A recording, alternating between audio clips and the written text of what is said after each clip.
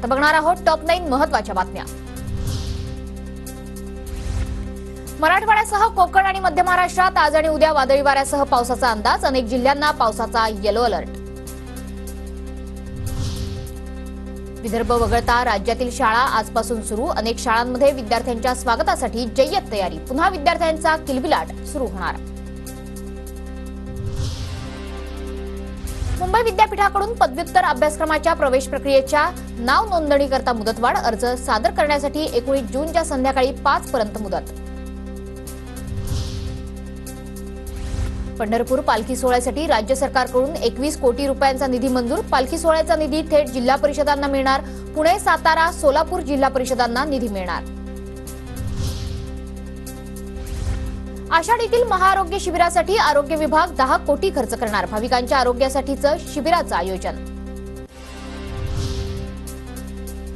आषाढी वारीसाठी निघणाऱ्या दिंड्यांना 20,000 रुपये सरकारी अनुदान। राज्यातील एकूण 1,500 वारकरी दिंड्यांना अनुदान मिळणार।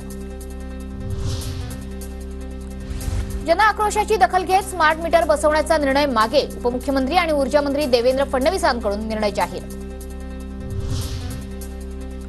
पश्चिम रेल्वेवर आज तर मध्य रेल्वेवर उद्या ब्लॉक। मध्यरात्रीपासून वसई रोड ते भाईंदर अप आणि धीम्या जलद मार्गावरती ब्लॉक।